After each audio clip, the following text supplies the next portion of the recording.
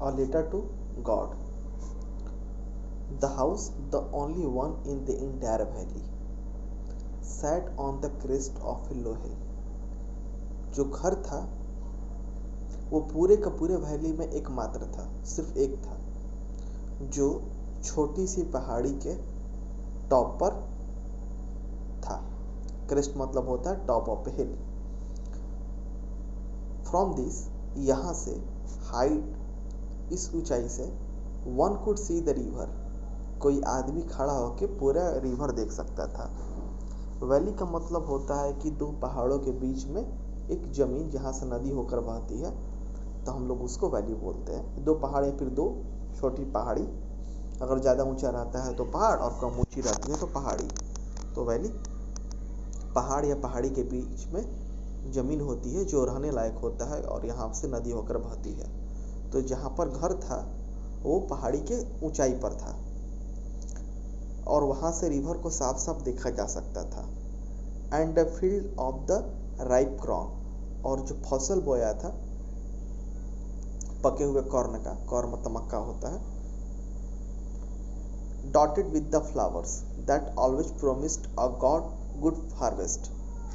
और ये जो फसल था फील्ड से में दिखाई दे रहा था ऊंचाई पर चढ़ने के बाद, वो इस बात का गवाह था कि अच्छा खासा फसल होगा, उसमें कोई दिक्कत नहीं होगा। किसानों के लिए अच्छा फसल होना ज़्यादा मैटर करता है। उनका पूरा का पूरा साल उसी पर डिपेंड करता है कि जब अच्छा क्रॉप होगा तो वो लोग उसको सेल करेंगे और सेल करने के बाद कुछ पैसा कमाएंगे और बाकी जो बचा लेते हैं अपने लिए उसे साल भर का खाना के लिए रखते हैं। तो फार्मर्स के लिए जो फसल होता है वो काफ़ी इंपॉर्टेंट होता है, वो अपना पूरा साल उसमें लगाए रहते हैं और आगे का फ्यूचर उन पर ही डिपेंड करता है, इन्हीं क्रॉप्स पर, वो सक्सेस होते हैं कि फेलियर होते हैं। The only thing the earth needed was a downpour. Downpour मतलब होता है खूब सारा बारिश, एकदम मूसलाधार बारिश, हैवी रेन। तो धरती को सिर्फ, यहाँ पर अर्थ का मतलब पृथ्वी नहीं, यहाँ पर अर्थ का मतलब धरती जिस पर फसल बोया गया था। तो जो धरती है उसको सिर्फ अब एक चीज़ की ज़रूरत थी, वो थी मूसलाधार बारिश की, और एटलीस्ट अ शावर, या फिर कम से कम कुछ तो बारिश हो जाए, हल्का फुल्का बारिश भी हो जाए पर हो जरूर जाए। थ्रू आउट द मॉर्निंग मतलब थ्रू मतलब पूरा कंप्लीट होता है, यहाँ पर थ्रू आउट द मॉर्निंग मतलब होता है सुबह से ही। लेंचो, लेंचो यहाँ पर एक आदमी का नाम है। Who knew his fields intimately had gone nothing else, जो जानता था कि उसका जो खेत है, फील्ड मतलब मैदान या खेत जिस पर फसल बोया गया है, इंटीमेटली मतलब होता है पूरी तरह से, तो उसका खेत है पूरी तरह से, हैड गॉन नथिंग एल्स, उसको कुछ नहीं हुआ है। कुछ नहीं होने का मतलब है कि उसका फसल अच्छा से नहीं होने वाला है। अगर बारिश नहीं हुई तो उसको पता है कि उसका फसल में कुछ नहीं होने वाला है। But see the sky towards the north east, लेकिन वो नॉर्थ ईस्ट में होकर मुंह करके आकाश में ऊपर देखता है कि क्या हुआ। Now we are really going to get some water women, वो कहता है कि शायद अब हमें कुछ बारिश हो जाए, शायद वो अपनी पत्नी से बोलता है। The women who was preparing supper, ये बात लेंचो उस औरत से बोलता है जो रात के लिए खाना बना रही होती है। सपर का मतलब वैसे होता है जब देर रात खाना खाओ, जैसे कि सुबह का ब्रेकफास्ट, दोपहर का लंच, रात का डिनर। तो ये जो है वो है देर रात का खाना, सपर का। तो वो सपर यानी देर रात के लिए खाना बना रही थी। रिप्लाइड, कहती है, यस गॉड विलिंग, हाँ शायद भगवान भी चाहते हैं। The older boys were working in the field, जो लेंचो के बड़े बेटे थे वो खेतों में काम कर रहे थे। While the smaller ones were playing near the house, और जो छोटे बच्चे थे वो घर के बाहर खेल रहे थे। Until the women called to them all, जब तक कि वो औरत उन सारे छोटे बच्चों को अंदर नहीं बुला ली, यानी घर के अंदर। कम फॉर डिनर, आओ खाना खा लो। It was during the meal, खाने का वक्त थी, दैट यह कि just as Lencho has predicted, जैसा कि लेंचो ने भविष्यवाणी किया था। प्रेडिक्ट मतलब भविष्यवाणी करना। Big drops of rain began to fall, जो बारिश की बड़ी बड़ी बूंदें थी वो गिरने लगी। In the north east direction में huge mountains of cloud could be seen approaching, बादल के बड़े बड़े टुकड़े आ रहे थे जो अपने साथ खूब सारा बारिश लेकर आ रहे थे या पानी लेकर आ रहे थे। द एयर वाज फ्रेश, अब क्योंकि बादल तेजी से आता है तो हवा उनके साथ आती हैं, तो हवा बहुत ताजी थी और मीठी थी। इसका मतलब ये था कि जो बादल है उनमें काफ़ी सारा पानी था। The man went out for no other reason than to have a pleasure of feeling the rain on his body. जो आदमी था यानी यहाँ लेंचो था, वो बाहर जाता है, वेंट आउट, ऐसे ही बिना किसी कारण के, सिवाय कि जो बारिश होगी और बारिश की बूंदें जो उसके शरीर पर पड़ेंगी तो वो उसका प्लेजर लेगा यानी कि आनंद लेगा। एंड वेन ही रिटर्न, और जब लेंचो अंदर आता है, ही एक्सक्लेम्ड मतलब होता है खुशी से चिल्लाना या फिर खुशी से कुछ बात करना। He exclaimed, These are not raindrops falling from the sky, they are new coins. कहता है कि ये जो बारिश की बूंदें हो रही हैं, ये सिर्फ बारिश की बूंदें नहीं है जो आकाश से हो रही हैं, ये नए सिक्के हैं, यानी कि ये सब पैसा है। ये बारिश होगा तो खेत में अच्छा फसल होगा और उससे फिर बेचकर उसके साल भर का खर्च आगे का निकलेगा। The big drops are 10 cent pieces and the little ones are 5। वो कहता है कि जो बड़ी बड़ी बूंदें हैं वो 10 सेंट की है और जो छोटी वाली वो 5 सेंट की है। जैसे हमारे यहाँ पैसा होता है ना, वैसे ही ये सेंट है। With A satisfied expression he regarded the field of ripe corn with its flower. बड़े संतोष भाव से, सेटिस्फाइड एक्सप्रेशन मतलब बड़े संतोष भाव से, संतुष्ट होकर, He regarded the field of ripe corn with its flower. वो अपने फूल से भरे हुए मक्के के खेत की ओर देखता है और कहता है, draped in a curtain of, मतलब कि ड्रेप मतलब ढका हुआ होता है, और कर्टेन मतलब पर्दा होता है, तो ये रेन के पर्दे से ढके हुए हैं, रेन के कर्टेन से ढके हुए हैं। But suddenly a strong wind began to blow and along with the rain very large hailstones began to fall.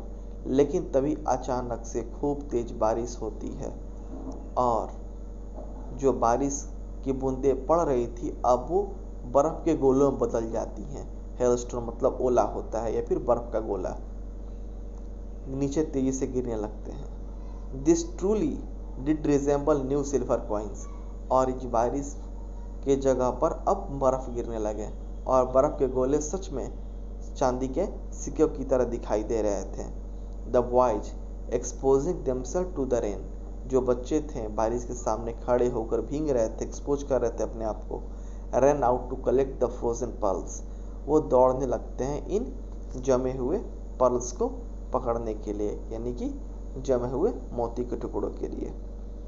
It's really getting bad now, exclaimed the man. अब वो आदमी कहता है कि अब सच में बहुत बुरा हो रहा है। आई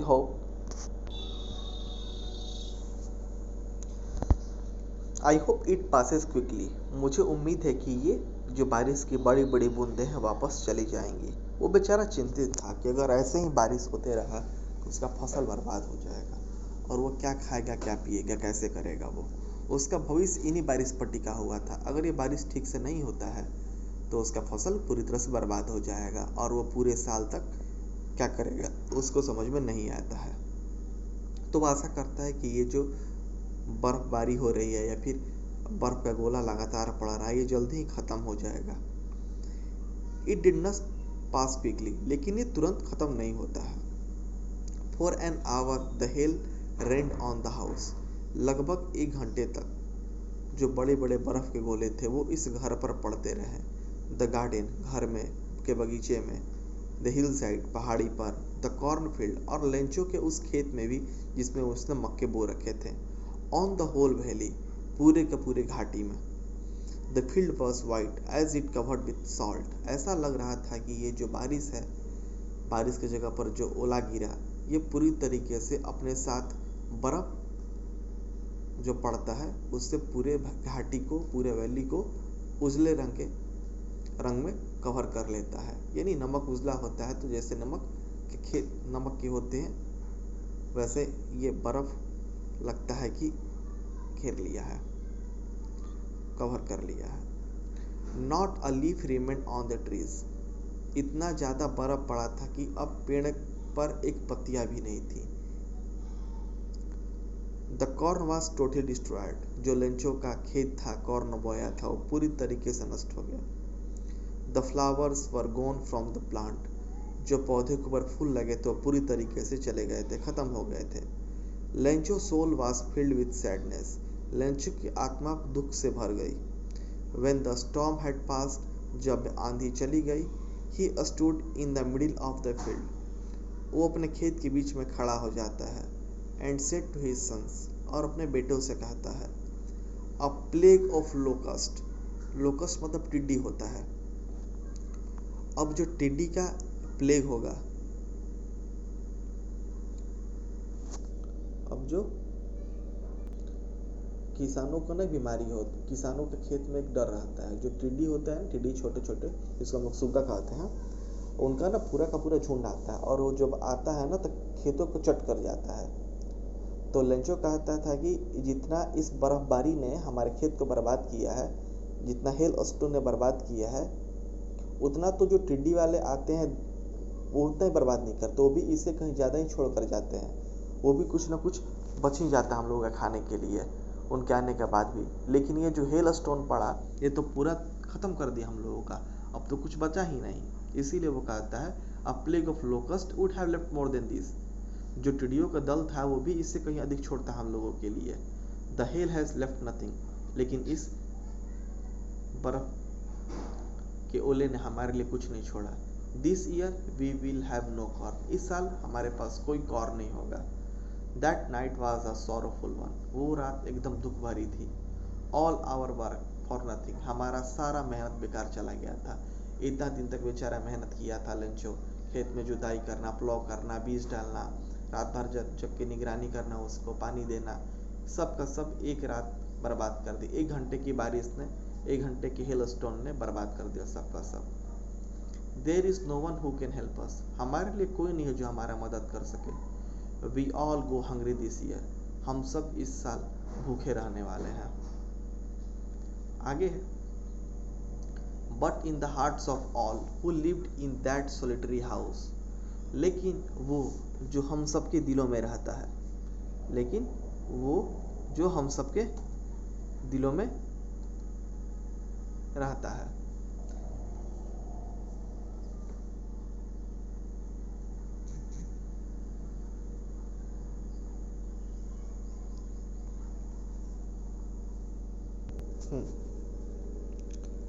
Who lived in that solitary house in the middle of the valley? There was a single hope, help from God. लेकिन एक उम्मीद थी इन लोगों के पास, ये परिवार जो इस पूरे वैली में एक ही था, उस घाटी के बीचों बीच रहता था, उन सबके दिलों में, उन सबके सुने घर में सिर्फ एक ही आशा थी जो इन लोगों की मदद कर सकती थी या फिर मदद मिल सकता था, वो था भगवान से। कहता है, डोंट बी सो अपसेट, इतने उदास मत हो।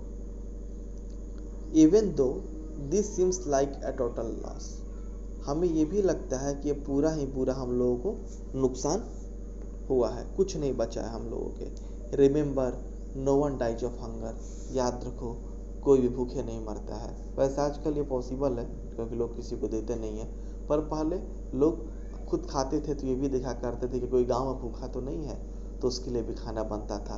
पहले लोग पता करते थे किसी अगर चूल्हा नहीं जला है उसको खाना दे आओ। ये हमारी मोरालिटी होती थी कि हम लोग किसी को सिखा दे, किसी को दे दे, किसी को भूखा नहीं रहे। आज तो हम लोग खुश हो जाते हैं कि कोई नहीं खाए तो चलो बढ़िया है, भूखे मर जाएगा। वैसे पहले नहीं था, इसीलिए वो कहता है कि याद रखो कोई भूखे नहीं मरता है। That's what they say, no one dies of hunger. All through the night, पूरी रात Lencho thought only of his one hope, Lencho पूरी रात सिर्फ और सिर्फ एक उम्मीद के बारे में सोचता रहा, वो था भगवान से मदद। Whose eyes, जिसकी उसकी आंखें, as he had been instructed, ऐसा लगा था जैसे उसे इंस्ट्रक्शन दिया गया था कि तुम वैसे ही करो। सी एवरीथिंग, वो सब कुछ देख सकता था। Even what is deep in one's conscience, यहाँ तक कि अपने मन की आवाज़, अपने आत्मा की आवाज़ को वो सुन सकता था, समझ सकता था। Lencho was an ox of a man, जो लेंचो था वो अपने धुन का पक्का आदमी था। वो काम को बहुत सीरियसली लेता था। Working like an animal in the field, जैसे कोई जानवर खेतों में काम करता है उसी तरह वो भी अपने खेतों में जी लगाकर काम करता था। But still he know how to write, लेकिन वो जानता था कि कैसे लिखा जा सकता है। मतलब जिस तरह जानवर अनपढ़ होता है वैसे ही नहीं था, ये लिख पढ़ सकता था। द फॉलोइंग संडे, मतलब अगले संडे को, एट डेब्रेक, जो दिन का काम खत्म होता है तो daybreak, he began to write a letter which he himself would carry to town. वो एक लेटर लिखता है और इसे वो खुद लेकर शहर आता है। And place in the mail, और वो पोस्ट ऑफिस में जो बॉक्स होता है जहाँ पर लेटर डालते हैं वहाँ पर डाल देता है। It was nothing less than a letter to God, ये भगवान के लिखा गया एक लेटर था जो लेंचो लिखता है भगवान को। लिखता है, भगवान, God, if you don't help me, अगर आप मेरी मदद नहीं करते हैं, my family and I will go hungry this year, मैं और मेरा पूरा परिवार इस साल भूखे रहने वाला है। जैसा कि तो हम लोग जानते हैं कि वो उसका फसल बर्बाद हो गया था हेल स्टॉर्म के चलते। अब उसके पास खाने के लिए कुछ नहीं बचा था, इसीलिए वो लिखता है भगवान को कि अब हम को तुम्हारी मदद चाहिए और नहीं करोगे तो हम लोग इस साल भूखे ही रह जाएंगे। वो कहता है, आई नीड 100 पेसो, मुझे 100 पैसों की ज़रूरत है। पैसे मतलब पैसों नहीं, पेसो ये करेंसी है जैसे रुपया होता है। In order to sow my field again, ताकि मैं अपने खेत में दोबारा बुआई कर सकूं। And to live until the crop comes, और तब तक जब तक कि मेरी फसल नहीं फिर से वापस उग जाती है। बिकॉज द हेल स्टॉर्म, क्योंकि जो हेल स्टॉर्म था, आगे इसी तरह पूरा कहानी लिखता है कि क्योंकि हेल स्टॉर्म था वो आया और आने के बाद पूरे खेत में फैल गया, और खेत में फैलने के बाद मेरी जो फसल बोए थे अपने फील्ड में वो ख़त्म हो गई, तो अब खाने के लिए कुछ नहीं बचा है। ऐसा वो पूरा कहानी लेटर में लिख देता है। He wrote to God on the envelope, हम लोग चिट्ठी भेजते हैं तो लिखते हैं ना फ्रॉम टू, तो फ्रॉम में लिख दिया अपना नाम और टू में लिख दिया God. Put the letter inside, letter envelope में डालता है। स्टिल ट्रबल्ड, लेकिन फिर भी परेशान रहता है, क्या होगा नहीं होगा, उससे मदद मिलेगा कि नहीं मिलेगा, ऐसा सोचता है। और सोचते सोचते लेकर लेटर को टाउन में आता है, पोस्ट ऑफिस जाता है, उस पर स्टाम्प साटता है यानी टिकट साटता है और फिर मेल बॉक्स में डाल देता है। यहाँ तक काम खत्म। आगे, one of the employees who was a postman, उनमें से एक आदमी जो पोस्टमैन था और जो उसकी मदद भी किया था पोस्ट ऑफिस में कैसे चिट्ठी डालना है, वेंट टू हिज बॉस, वो अपने बॉस के पास जाता है। लाफिंग हार्टिली, और बड़े मन से हंसता है, मतलब बुरा फीलिंग लेकर मजाक उड़ाने वाला नहीं। हार्टिली मतलब होता है अच्छा हंसी, मजाक उड़ाने वाला नहीं। And showed him the letter to God, और उसे दिखाता है कि ये देखिए भगवान को लिखा गया चिट्ठी। पोस्टमैन कहता है कि नेवर इन हिज करियर, उसके पूरे करियर में, had he known that address, उसे इस पते पर भेजने वाला कोई चिट्ठी नहीं मिला है। द पोस्टमास्टर, जो उन लोगों का बॉस था, पोस्टमास्टर एक मोटा आदमी था, एमिएबल था, मतलब कि जो हमेशा खुशमिजाज रहता है, हम दोस्ताना रहता है। ऑल्सो ब्रोक आउट लाफिंग, और वो भी जोर जोर से ठहाका मार हंसने लगता है। बट ऑलमोस्ट इमिडिएटली, लेकिन तभी अचानक से, ही टर्न सीरियस, वो थोड़ा गंभीर हो जाता है। And tapping the later on his desk, अपने डेस्क पर टैप करता है, मतलब पीटता है, ऐसे जो थप थप करते हैं हम लोग वैसे। कहता है, व्हाट फेथ, कितना भरोसा है। I wish I had the faith of the man, काश मेरे पास भी इतना ही भरोसा होता है जितना कि इस आदमी के पास थे जो अपने भरोसे के बलबूते भगवान को लिख दिया है चिट्ठी। So in order not to shake the writer's faith in God, तो अब वो कहता है कि हम लोग एक काम करें कि इस आदमी का भरोसा भगवान पर से ना उठाए, ना डिगमगाए, हम लोग क्या करते हैं कि इसकी थोड़ी मदद कर देते हैं। Post master came up with an idea, उसको एक आइडिया दिमाग में आता है, आंसर द लेटर, कि हम इस लेटर का आंसर दें। But when he opened it, लेकिन जब वो इसे खोलते हैं, इट वॉज एविडेंट दैट, तो ये बात एकदम क्लियर हो गया था। एविडेंट मतलब क्लियर होता है कोई चीज़, एकदम क्लियर हो गया था कि to answer it he needed something more than goodwill. वो इस चिट्ठी में भगवान का सिर्फ भरोसा है, फिर उनकी मदद ही नहीं लेना चाहते हैं, वो इसके लिए कुछ और भी शर्त रखता है। जैसे मतलब कि इसे है कि but when he opened it, लेकिन जब वो इसे खोलता है, इट वॉज एविडेंट दैट, तो ये बात एकदम क्लियर हो गया था कि टू आंसर इट, यानी इस चिट्ठी का आंसर देने के लिए, ही needed something more than goodwill, उसे सिर्फ अच्छा सोच नहीं चाहिए, अच्छा दिल ही नहीं चाहिए, बल्कि उसे कहीं कुछ ज़्यादा चाहिए। चिप कलम और पेज नहीं चाहिए समझने के लिए, कुछ और भी चाहिए। But he stuck to his resolution, लेकिन वो अपने प्रॉमिस या फिर मन में ये रिजोल्यूशन रखा था कि मैं उसकी मदद करूंगा, वैसा कुछ नहीं करूंगा कि उसका भरोसा डगमगाए, तो वो इसको आगे कंटिन्यू रखता है। He asked for money from his employees, वो क्योंकि पैसा मांगा था लेंचो, हमको पैसा चाहिए भाई, तो पैसा देना पड़ेगा ना, बिना पैसे देले तो होगा नहीं, क्योंकि वो चिट्ठी में लिखा रहता है कि उसको चाहिए पैसा, और नहीं पैसा मिलेगा तो वो क्या मर जाएगा। और इसके लिए मांगता है 100 पेसो, तो अब पोस्ट मास्टर को चाहिए 100 पेसो, जिससे कि वो लेंचो को जो चिट्ठी लिखा था भगवान को, तो भगवान की ओर से रिप्लाई भी दे दे पोस्ट मास्टर, और जो पैसा था वो भी दे दे, तभी तो वो इस पैसे का व्यवस्था करने के लिए अपने एम्प्लॉय से कहता है। वो he himself give a part of his salary, अपने मेहनताना का जो सैलरी मिलता है तो उसमें से कुछ हिस्सा देता है। And several friends of his were obliged to give something for an act of charity, और उससे कुछ पहचान के दोस्त चैरिटी के लिए कुछ मदद करने को तैयार हो जाते हैं।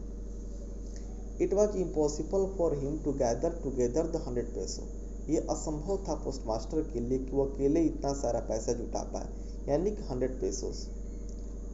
सो he was able to send the farmer only a little more than half, लेकिन फिर भी जैसे तैसे वो इकट्ठा करके जितना पैसा मांगा था लेंचो, उसका आधा से थोड़ा से ज़्यादा भेजता है पैसा। He put the money in an envelope, वो उस पैसे को एक लिफाफा में डालता है, लेंचो का एड्रेस लिखता है, और उसमें सिर्फ एक लेटर लिखता है सिग्नेचर का, वो होता है गॉड।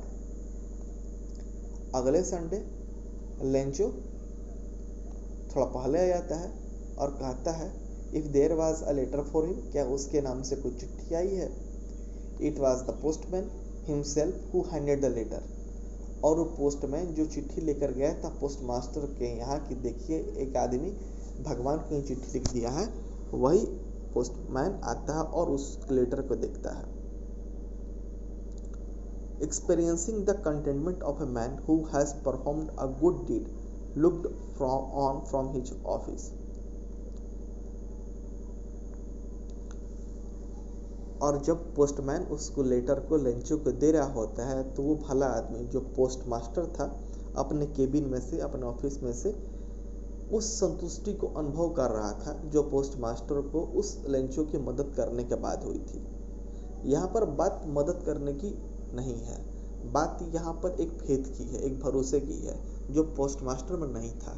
और वो जब देखता है कि लेंचो के पास इतना भरोसा है कि भगवान को देखा तक नहीं, जानता तक नहीं, पता नहीं है, लेकिन फिर भी भगवान को चिट्ठी लिख देता है, तो इस भरोसे से वो इम्प्रेस हो जाता है और इससे प्रभावित होकर उसका मदद करने की कोशिश करता है।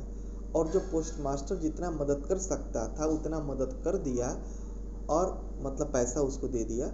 और जब लेंचो लेकर आता है चिट्ठी लेने के लिए और पोस्टमैन उसको चिट्ठी देता है, तो चिट्ठी देने के बाद जो लेंचो के चेहरे पर एट द एक्सप्रेशन, उसको देखकर पोस्टमास्टर बहुत अच्छा फील कर रहा था, आत्मसंतुष्ट महसूस कर रहा था। Lencho showed not the slightest surprise on seeing the money. Lencho को इतना भरोसा था भगवान के ऊपर कि वो पैसा देखने के बाद बिल्कुल भी चकित नहीं हुआ।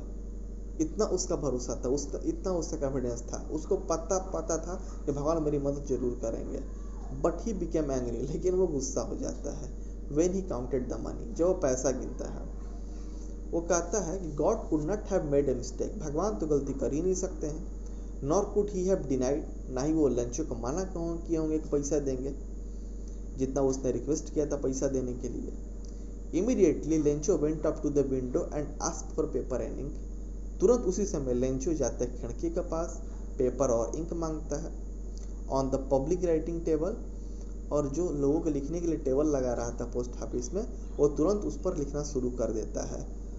थोड़ा बहुत अपना आंख भाव ऊपर नीचे करता है कि मतलब एक तरह से आइडिया याद करते क्या लिखे चिट्ठी में। तो सोच के लोग लिखते हैं ना, अपना आंख ऊपर चढ़ा के क्या लिखे कैसे लिखे, तो वैसे ही करता है, कुछ बातें लिखे। जब लिख लेता है तो विंडो के पास जाता है और स्टाम्प खरीदता है, उसको लीक करता है। मतलब जो आता है ना टिकट पोस्ट ऑफिस में, पहले में उससे गोंद लगा रहता है, उसको बस पानी लगाना रहता है तो तुरंत अपने आप चिपक जाता है। तो वो लीक करता है, मतलब जीभ से भिगाता है, भिगा के फिर साट देता है। अफिक्स मतलब साटना होता है। और उसको मुक्का मार के, इस हम लोग बराबर करते हैं ना, सट गया तो हाथ से दबा के करते हैं, तो ये उसको मुक्का से मारकर ठीक कर रहा है। The moment the letter fell into the mail box, और वो घड़ी आया, वो टाइम आया जब लेटर मेल बॉक्स में गया।